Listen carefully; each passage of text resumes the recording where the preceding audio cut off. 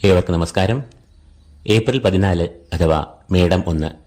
നാം കേരളീയരും ലോകം എമ്പാടുമുള്ള മലയാളികളും കണ്ണനെ കണികണ്ട് കൈനീട്ടം നൽകി വിഷു ആഘോഷിക്കുന്ന ഈ ദിനത്തിൽ നവഗ്രഹങ്ങളിലെ രാജാവിന്റെ പദവി വഹിക്കുന്ന സൂര്യൻ മേടരാശിയിൽ പ്രവേശിക്കുന്നു.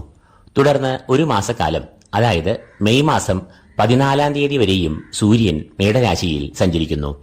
ഈ മാസത്തിൽ 2 പ്രധാന സവിശേഷതകൾ ഉണ്ട്. ഒന്ന്, സൂര്യൻ തന്റെ ഉച്ചരാശിയായ മേടത്തിൽ ഈ മാസം സഞ്ചരിക്കുന്നു.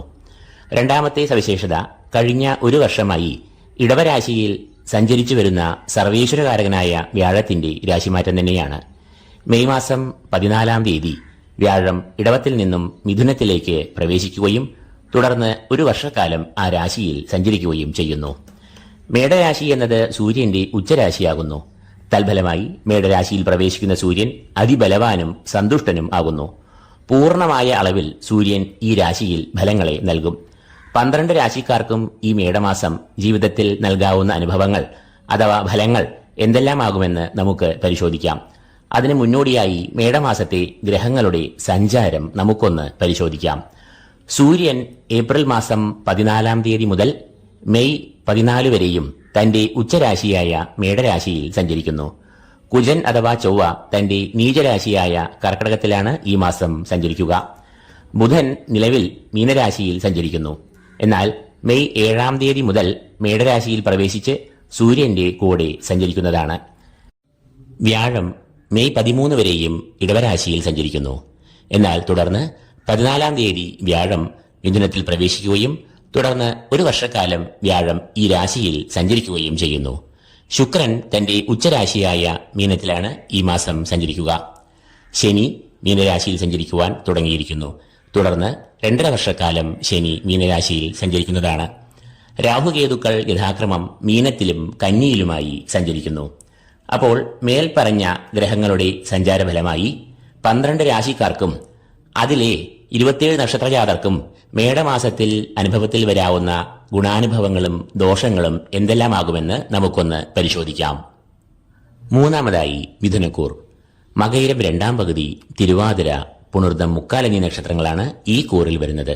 മിഥുനക്കൂറുകാരുടെ സർവാഭീഷ്ടസ്ഥാനമായ 11ാം ഭാവത്തിലാണ് സൂര്യൻ ഈ മാസം മുഴുവനായും സഞ്ചരിക്കുക. 11-ൽ സൂര്യൻ ഉച്ചനായി സഞ്ചരിക്കുമ്പോൾ അത് ഈ കൂറുകാർക്ക് വളരെ വലിയ നേട്ടങ്ങൾ, സൗഭാഗ്യങ്ങൾ, സർവകാര്യവിജയം, ഗുണാനുഭവങ്ങൾ എന്നിവയെ നൽകും. 11ാം ഭാവം ധനാഗമങ്ങളുടെ ഭാവം എന്നും അറിയപ്പെടുന്നു എന്നതിനാൽ സാമ്പത്തികമായ അഭിവൃദ്ധി, ബിസിനസ്സിൽ വളർച്ച, ലാഭം, പല സ്രോതസ്സുകളിൽ നിന്നും ധനാഗമം എന്നിവയെ എല്ലാം സൂര്യൻ നൽകും. സൂര്യൻ മിഥുനക്കൂറുകാരുടെ 3ാം ഭാവാധിപൻ കൂടിയാകുന്നു. സഹോദരസ്ഥാനം എന്ന് അറിയപ്പെടുന്ന 3ാം ഭാവത്തിന്റെ അധിപൻ ഉച്ചനായി സഞ്ചരിക്കുമ്പോൾ അത് സഹോദര ഗുണം, ബന്ധുമിത്രാദികളുമായി നല്ല ബന്ധം, സമൂഹത്തിൽ അംഗീകാരം, ജനസമ്മിതി എന്നിവയെ എല്ലാം നൽകുന്നു. ഈ കൂറുകാരുടെ രാശ്യാധിപനായ ബുധൻ ഈ കൂറുകാരുടെ 10, 11 എന്നീ ഭാവങ്ങളിൽ കൂടിയാകും ഈ മാസം സഞ്ചരിക്കുക. ഈ 2 ഭാവങ്ങളും ബുധന്റെ ഇഷ്ടഭാവങ്ങൾ ആകയാൽ ഈ മാസം ബുധൻ ഈ കൂറുകാർക്ക് വളരെയധികം ഗുണാനുഭവങ്ങളെയാണ് നൽകുക. കർമ്മഭാവം എന്ന് അറിയപ്പെടുന്ന 10-ൽ കൂടി ബുധൻ സഞ്ചരിക്കുമ്പോൾ അത് കർമ്മമേഖലയിൽ ഉയർച്ച, മേലധികാരികളുടെ പ്രീതി, കർമ്മപുഷ്ടി, ബിസിനസ്സിൽ വളർച്ച, ലാഭം, സഹപ്രവർത്തകരുടെ സഹകരണം എന്നിവയെ എല്ലാം നൽകും. ഉദ്യോഗസ്ഥർക്കും ഉദ്യോഗാർത്ഥികൾക്കും ഈ സമയം ഏറെ അനുയോജ്യം ആകും.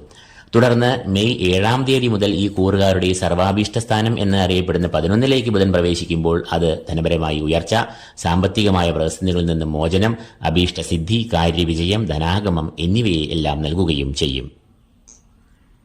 ചൊവ്വ ഈ കൂറുകാരുടെ 2ാം ഭാവത്തിൽ കൂടിയാകും ഈ മാസം സഞ്ചരിക്കുക. ധനഭാവം എന്നും വാക്സ്ഥാനം എന്നും അറിയപ്പെടുന്ന 2-ൽ കൂടി ചൊവ്വ സഞ്ചരിക്കുന്നത് പ്രതികൂലമായ ഫലങ്ങളെ നൽകാം.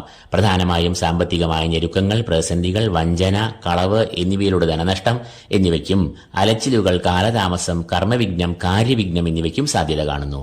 മിഥുനക്കൂറുകാരുടെ കളത്രഭാവാധിപനും കർമ്മഭാവാധിപനുമായ വ്യാഴം ഈ കൂറുകാരുടെ 12ാം ഭാവത്തിൽ കൂടിയാകും ഈ മാസം സഞ്ചരിക്കുക. പൊതുവെ 12ാം ഭാവത്തിൽ കൂടി സഞ്ചരിക്കുന്ന വ്യാഴം അനാവശ്യമായ ചെലവുകൾ, ധനനഷ്ടം, അലച്ചിലുകൾ, ദുരിതങ്ങൾ, മാനസികമായ സംഘർഷങ്ങൾ എന്നിവയെ എല്ലാം സൃഷ്ടിക്കാറുണ്ട്. എന്നാൽ ഗുരു ശുക്ര പരിവർത്തന യോഗത്താൽ വ്യാഴം ഈ കൂറുകാർക്ക് പ്രതികൂലമായ ഫലങ്ങളെ നൽകില്ല എന്ന് മാത്രമല്ല അനുകൂലമായ ഫലങ്ങളെ നൽകുന്നു. 12 എന്നത് വിദേശവുമായി ബന്ധം വരുന്നു എന്നതിനാൽ വിദേശത്ത് ജോലി തേടുന്നവർക്ക് വളരെ അനുകൂലമായ സമയമാകും ഇത്. ശുക്രൻ ഈ കൂറുകാരുടെ 10ാം ഭാവത്തിൽ കൂടിയാകും ഈ മാസം സഞ്ചരിക്കുക. കർമ്മഭാവം എന്ന് അറിയപ്പെടുന്ന 10ൽ ശുക്രൻ സഞ്ചരിക്കുന്നത് പൊതുവെ തൊഴിൽ രംഗത്ത് പ്രതിസന്ധികൾ, മനക്ലേശങ്ങൾ, അധികാരികളുടെ വിരോധം, സഹപ്രവർത്തകരുടെ ശത്രുത എന്നിവയെ എല്ലാം സൃഷ്ടിക്കാറുണ്ട്. എന്നാൽ ഇവിടെ ശുക്രൻ ഉച്ചനായാണ് സഞ്ചരിക്കുന്നത് എന്നതിനാൽ ദോഷങ്ങൾ മാറുന്നുവെന്ന് മാത്രമല്ല അത് ഗുണങ്ങളായി മാറുകയും ചെയ്യുന്നു. 10ൽ ഉച്ചനാകുന്ന ശുക്രൻ കർമ്മപുഷ്ടി, സ്ഥാനലബ്ധി, പ്രമോഷൻ, അംഗീകാരം എന്നിവയെ നൽകും.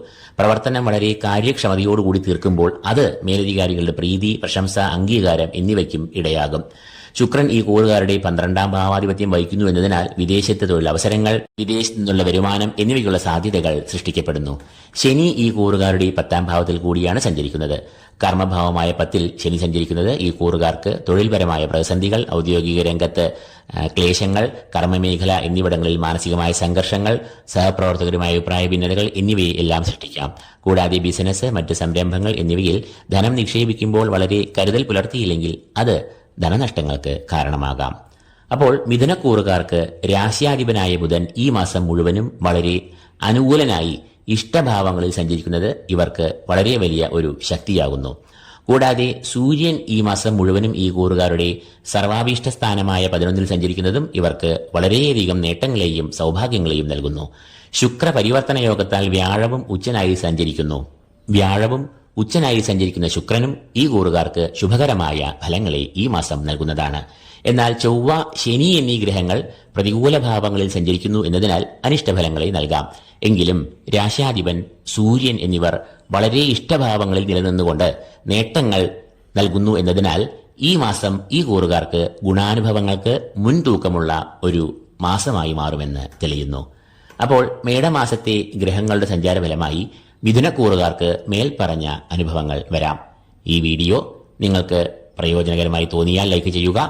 ഈ വീഡിയോ നിങ്ങളുടെ പ്രിയപ്പെട്ടവരുമായി ഷെയർ ചെയ്യുക. കൂടാതെ ഈ ചാനൽ സബ്സ്ക്രൈബ് ചെയ്യാത്തവർ സബ്സ്ക്രൈബ് ചെയ്യുക. ഏവർക്കും വിഷു ആശംസകൾ നേർന്നുകൊണ്ട് നിർത്തുന്നു. നന്ദി, നമസ്കാരം.